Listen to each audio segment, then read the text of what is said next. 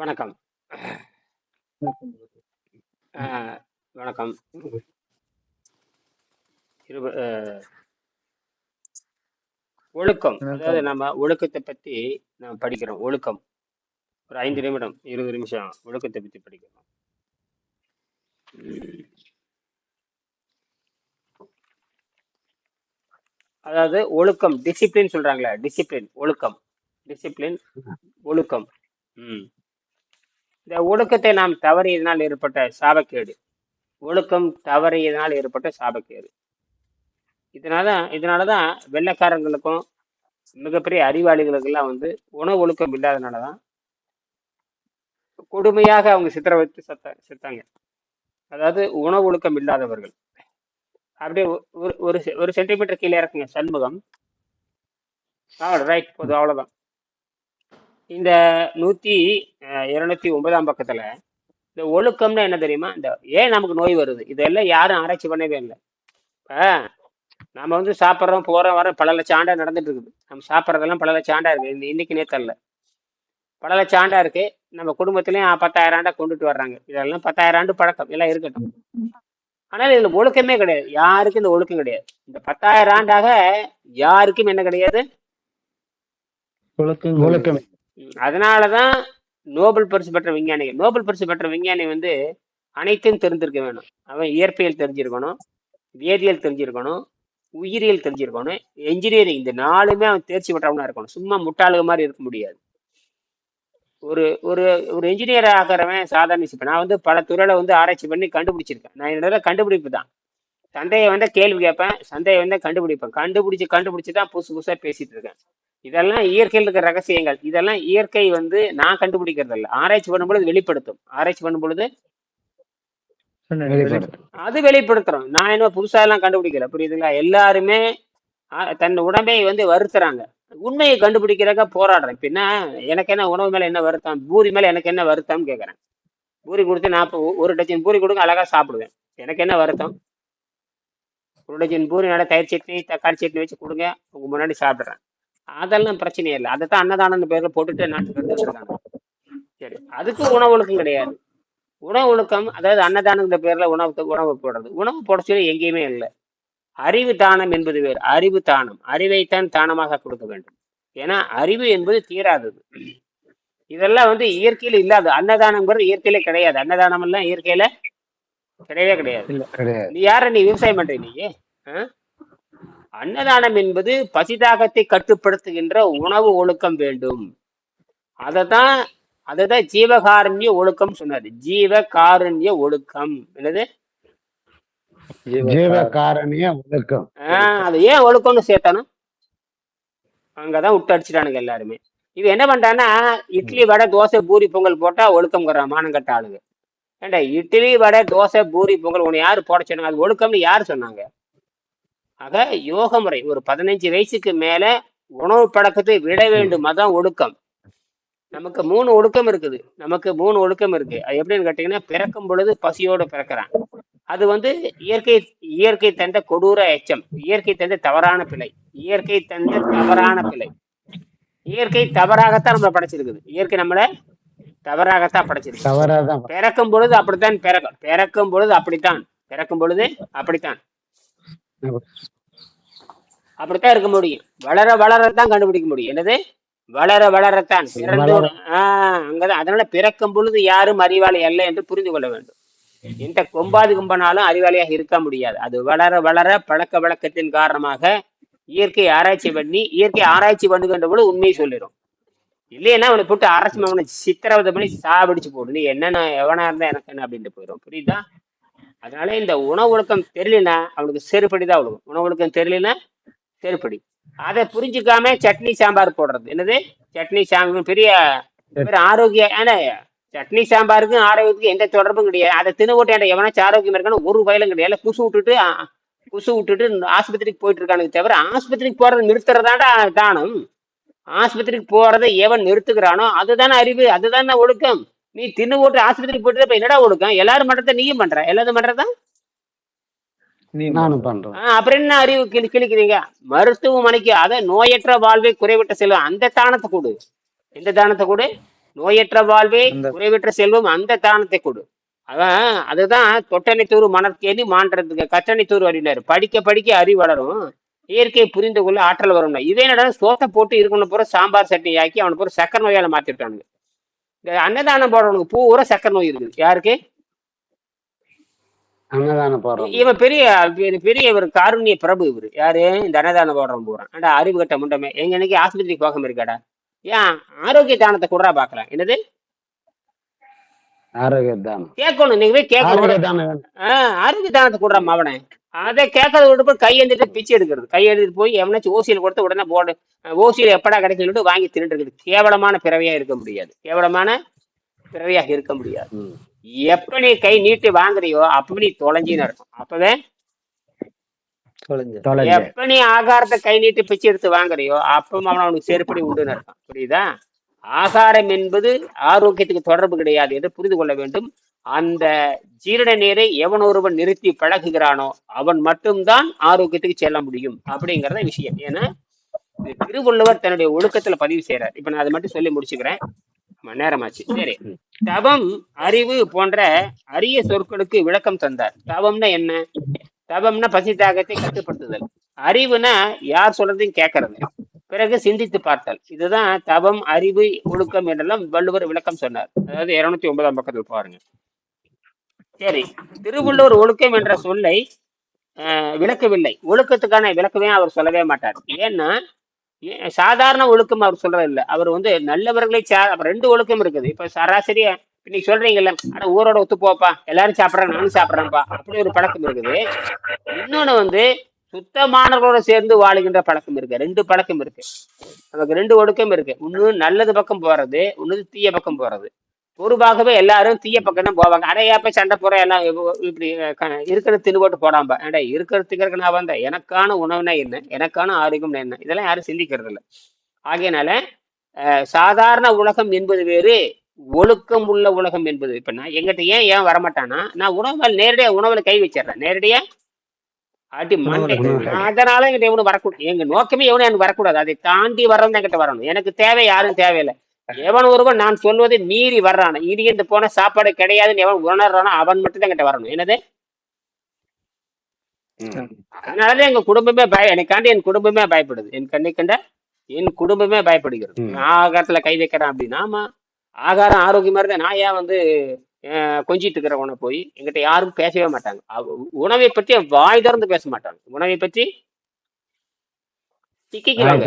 நீ வேண்டாம் எங்க வீட்டுல கேட்டு பார்க்கலாம், தொலைபேசி பண்ணதான் பிள்ளைங்க போனே பண்ண மாட்டாங்க. என்னது போன் பண்ணக்கூடாது, உனக்கு தலைவலின்னு நான் சொல்லி கொடுத்துருங்களேன். 25 வருஷத்துக்கு முன்னாடி உனக்கு தலைவலி வந்தா ஏன் வருதுன்னு சொல்லி கொடுத்துட்டேன், புற்றுநோய் ஏன் வருதுன்னு சொல்லி கொடுத்துட்டேன், மூட்டுவலி ஏன் வருதுன்னு சொல்லி எல்லாம் நீ திங்கறதுனால வருதே தவிர ஆரோக்கியம் என்பது அப்பன் வீட்டுல கிள்ளுக்கறி கிடையாது, ஆஸ்பத்திரியில கிடைக்கிறது. எந்த ஆஸ்பத்திரியும் ஆரோக்கியம் நிற்கிறது இல்லைன்னு சொல்லிட்டேன். எந்த ஆஸ்பத்திரிலையும் ஆரோக்கியம் நிற்பது இல்லை. புரியுதா?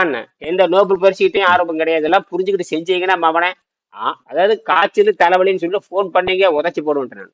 என்னது காய்ச்சல் தலைவலி மூட்டு வலி ஆஸ்பத்திரிக்கு போறேன் செத்து போயிட்டேன், அதெல்லாம் எந்த பதிலும் என்கிட்ட பேசவே கூடாது. போனே பண்ணக்கூடாது. போனே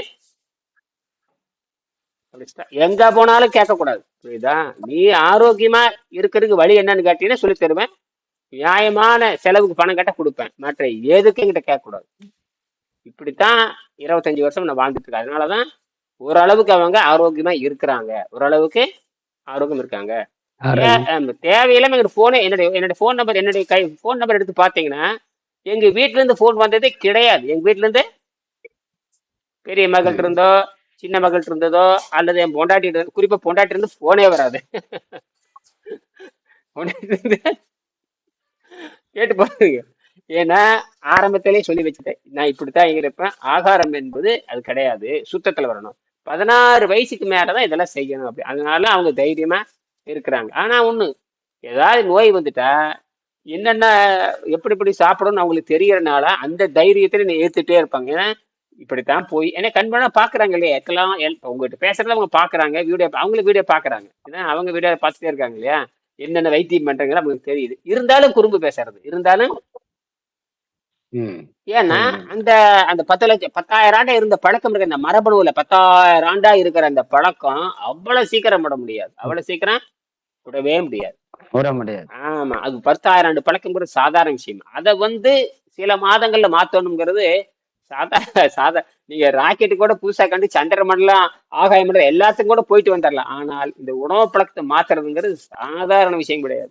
நீ கடவுளையே பார்த்துட்டாலும் கூட பார்க்கலாம், கடவுளை கூட நீங்க பார்த்துடலாம். ஆனால் உணவு பழக்கத்தை மாத்துறதுங்கிறது நடக்காத காரியம். அதனாலதான் இவனுக்கு அன்னதானம் போட்டு ஏமாத்திட்டு இருக்கானுங்க. சரி, அன்னதானம்ங்கிறது அது அது அது நிச்சயமா நல்ல ரெண்டு வச்சுக்கோங்க நீங்க. அதாவது ஒரு அறியாத குழந்தைகளுக்கு, ஒரு அறியாத குழந்தைகளுக்கு, அது மனிதன் அப்படித்தான் அறியாமல் தான் இருக்கிறான், அவனுக்கு வந்து அகத்தூய்மை சொல்லித் தர வேண்டும். அதுதான் ஒழுக்கம்.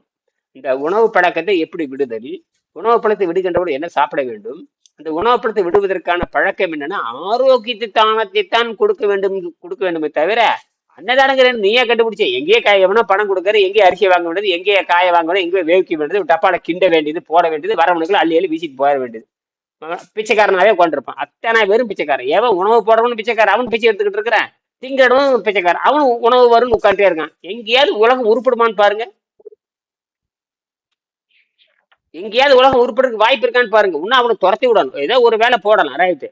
நீ எப்ப பார்த்தாலும் சோறு போட்டே இருக்கிற, அவன் சோறு கண்ட இடமே சுகன்ட்டான். என்னது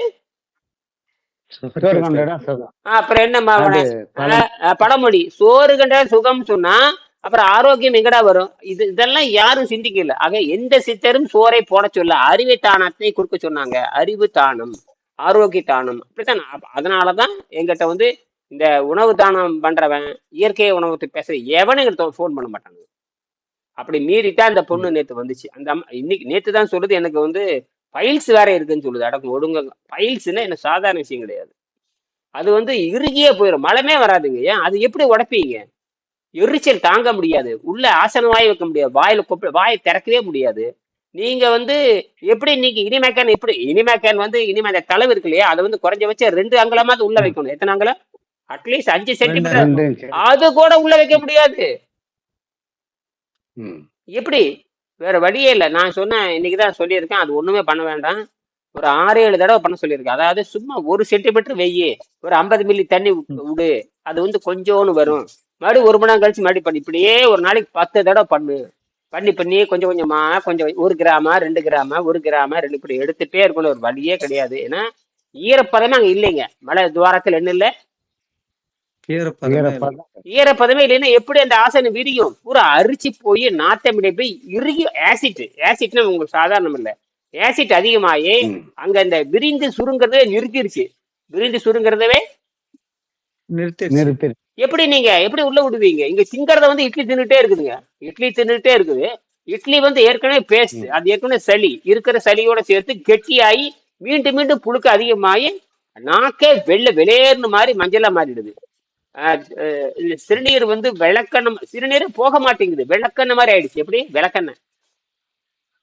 இங்க மலமும் போக மாட்டேங்குது. அதாவது நம்ம நல்லா புரிஞ்சுக்கணும், நம்ம விஷம் வந்து 2 வகைகள் உடனே வெளியேற்றணும். ஒண்ணு திடக்கழிவாக 90 விழுக்காடு உடனே வெளியேற்றணும். 2வது வந்து நம்ம சாப்பிட்ற உணவு வந்து சிறுநீர் மூலம் வெளியேற்றணும். இது 2 புரிஞ்சுக்கணும். இந்த 2மே வெளியே போகல, என்னது அப்ப என்ன ஆகும்? இந்த விஷம் பூரா கெட்டியா மாறி வலுவலுன்னு என்ன விளக்கெண்ணெய் மாதிரி ரத்தம் ஆயிருது. அப்ப என்னன்னு கேட்டீங்கன்னா, ஒரு 8 கூட நடத்தி வைக்க, இந்த விளக்கெண்ணெய் மாதிரி ஆயிட்டாவே மாரடைப்பு வரலாம். மாரடைப்பு அப்புறம் 2வது வந்து உணவு சாப்பிட முடியல. இது என்ன இயற்கை என்ன ஆயிடுச்சுன்னா, இயற்கையாக உணவு சாப்பிட முடியல, செயற்கையா பார்த்தீங்கன்னா பிளட் நல்லா இருக்கிற மாதிரி காட்டுது. ஆனா உள்ள வந்து எல்லா சிஸ்டம் அவுட், உள்ள வந்து நான் பார்த்து ஆச்சரியப்பட்டேன். அப்புறம் நான் இரவெல்லாம் மண்டையை பிச்சுக்கிட்டேன். இது பூரா எனக்கு தூக்கமே இல்லை.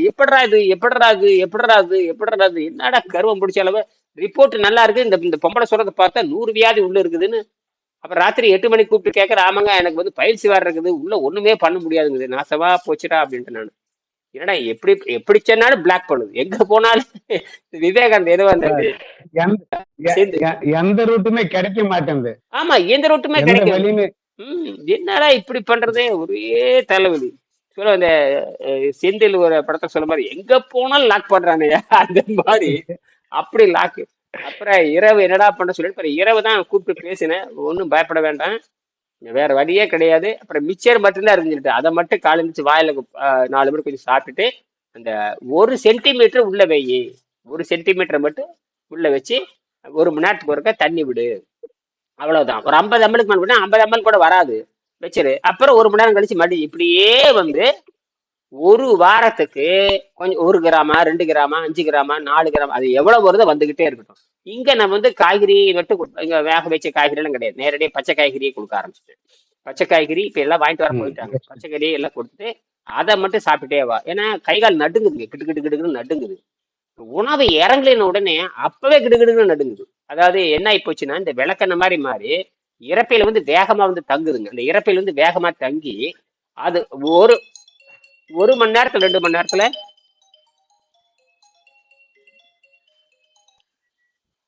ஆஹ் வணக்கம்.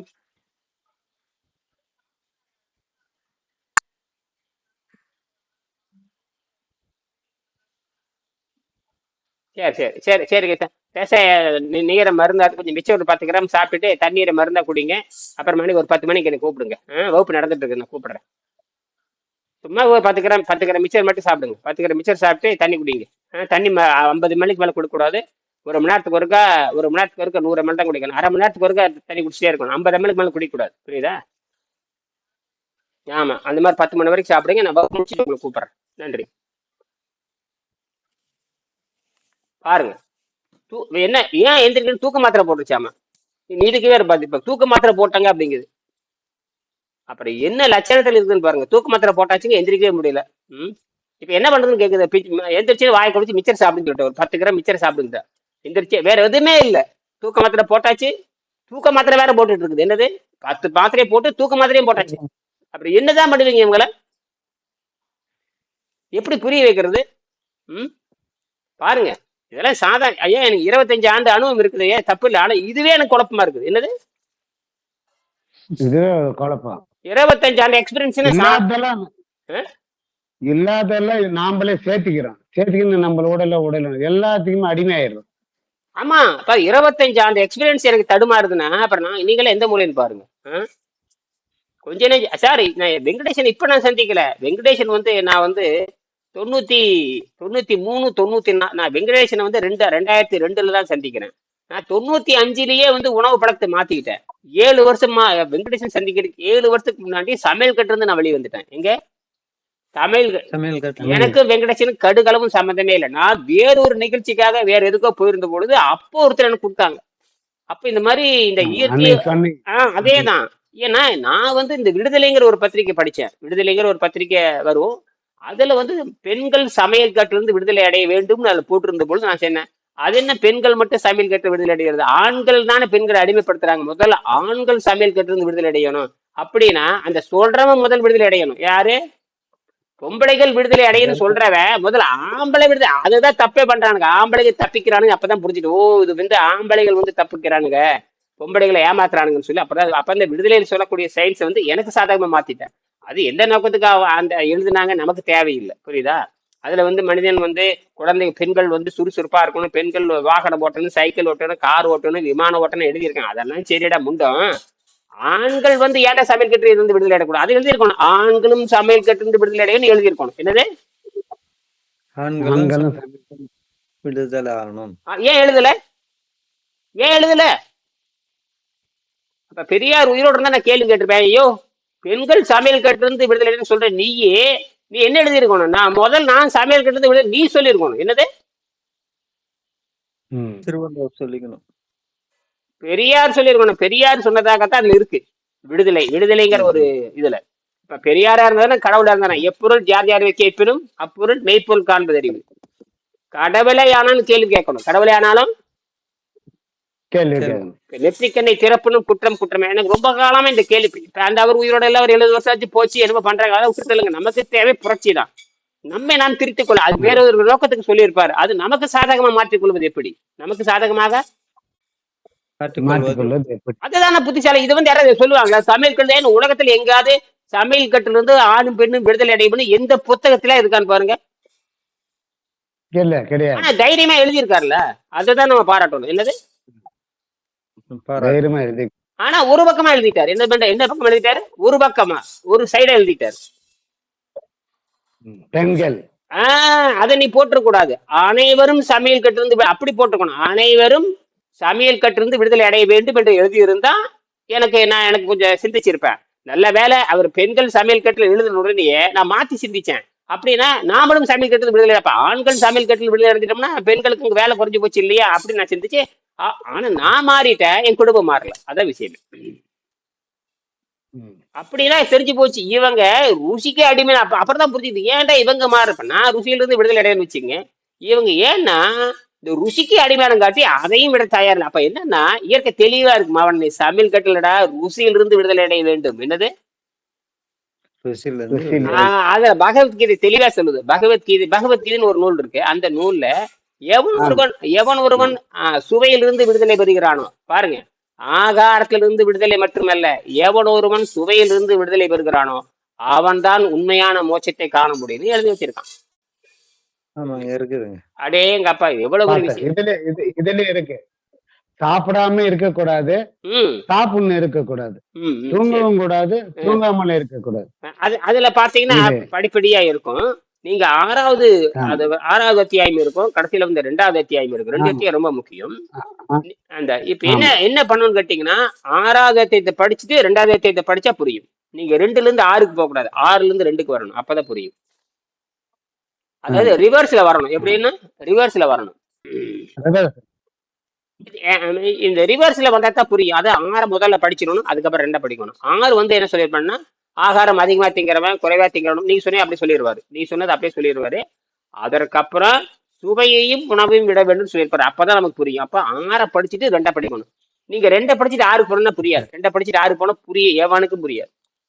வெங்கடேசன் விவரமா போட்டாரு. எனக்கு அப்படி என்னடா 6வது எப்பவுமே வந்து 2, 3, 4, 5, 6 தான் சொல்லுவாங்க.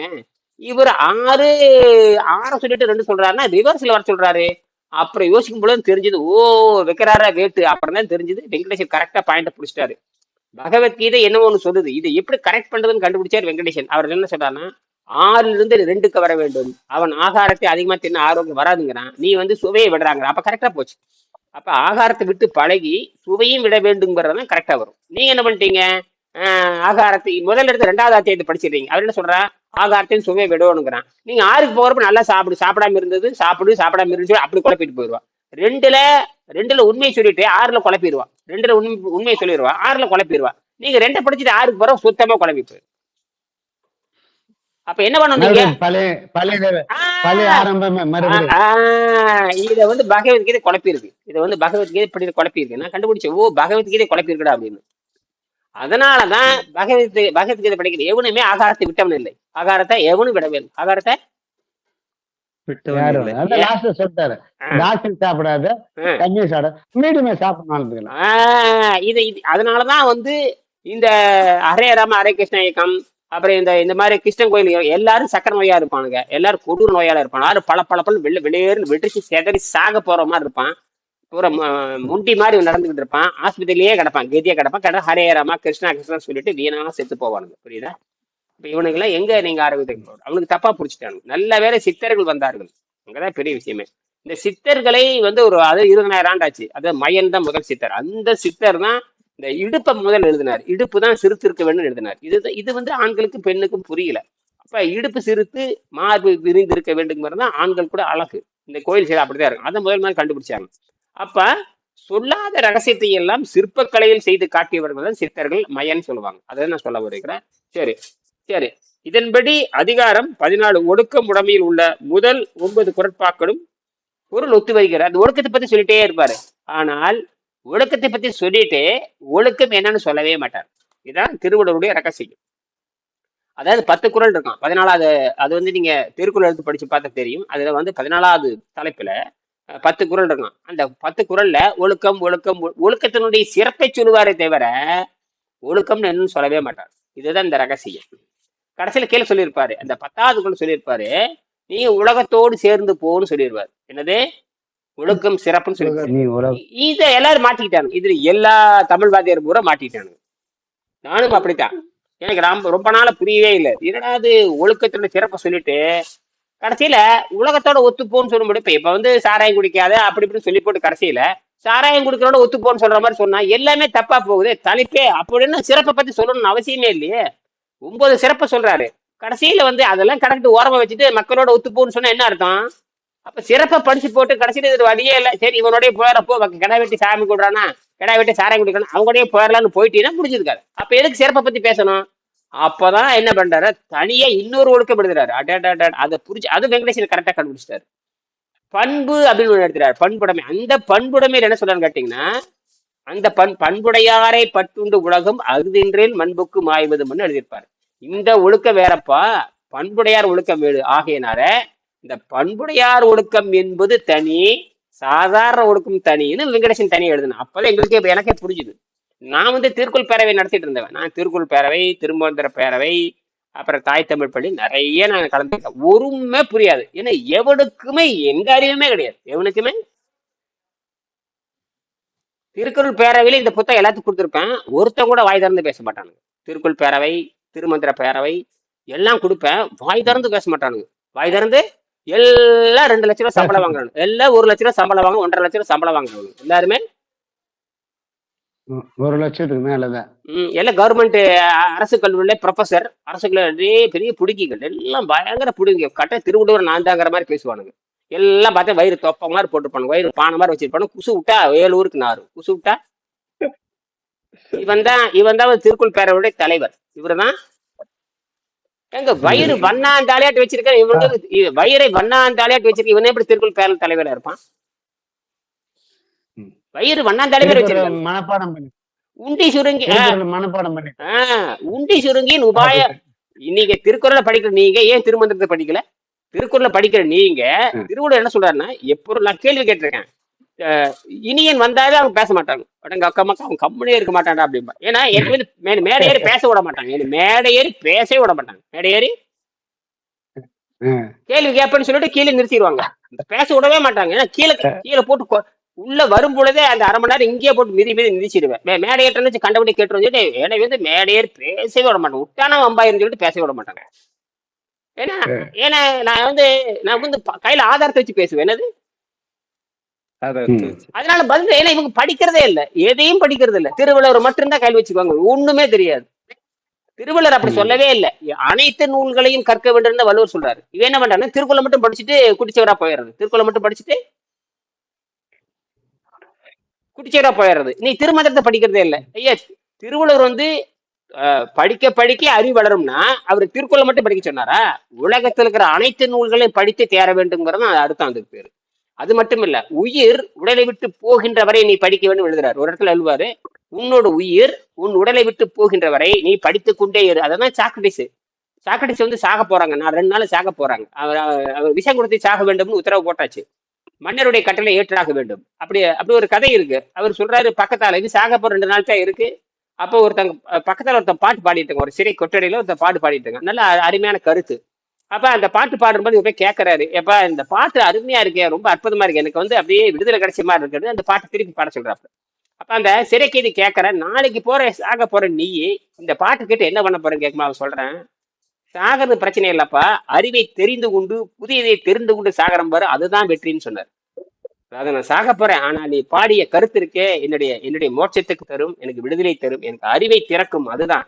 மன்னர் கட்டளை என்பது வேறு, உயிர் போகுது வருது, ஆனால் சாகின்ற வரை தெரிந்து கொண்டு சாக வேண்டும் என்பதற்காக நீ பாடிய பாடலை திரும்பி பாடு அப்படின்னு சொல்லி ஒரு வரலாறு இருக்கு. இதைத்தான் திருவள்ளுவர் சொல்லுவாரு, யாதானும் நாடாமல் ஊறாமல் என்னொருவன் சாந்தனையும் கல்லாதவாறு. நீ உலகமெல்லாம் உனக்கு சொந்தமாக இருக்கிற காப்பேன், அதைத்தான் நான் பண்றேன். நான் உலகமெல்லாம் எனக்கு சொந்த பாரு, இவர் யாருன்னு எனக்கு தெரியாது, யாரு நம்ம ஆனந்தம் யாருன்னு தெரியாது. நீங்க நேர்லயே உங்களை பார்க்கவே இல்லைங்க. ஆனந்தம் வந்து ஏதோ தற்செயலா பார்த்ததுதான், அதுக்கு முன்னாடியே போன்ல தான் பார்த்துருக்கேன். நீங்கள எல்லாம் நேர்ல எல்லாமே நேர்லயே பாக்குறது, எல்லாம் போன்லயே பார்த்துருக்கேன். ஏன்னா படிச்சு நாம உணவு பழக்கத்தை பிடிச்சி என்னுடைய வயிறு சுருங்கி, ஐடுவேறு பெருவேறு எல்லாம் சுருங்கி, இடுப்பு சுருங்கி, அப்படி சிம்பிளா இருக்கணும், சிறுநீர் குறைவா போகணும், உணவு பயங்கரமா சுருக்கி இருக்க வேண்டும், எல்லா பழக்கமும் கம்மியா இருக்குன்னு முதல்ல அந்த தகுதி நம்ம உண்டு பண்ணிடணும். அந்த தகுதியை முதல்ல வேணும். சொல்லி கொடுக்குறவனுக்கு அது எப்படின்னா, வாத்தியார் எப்படின்னு கேட்டீங்கன்னா, பிச்சை எடுத்து சாப்பிட்றான் பாருங்க, அவனை விட இழைச்சிருக்கணும். பிச்சை எடுத்து சாப்பிட்றவன் ஒரு மாதிரி இருப்பான்ல, அவனை விட நிலைச்சிருந்தா மட்டும்தான் நான் சொல்லக்கூடிய தகுதி இருக்கணும். இதுதான் வள்ளுவர் சொல்லுவாரு.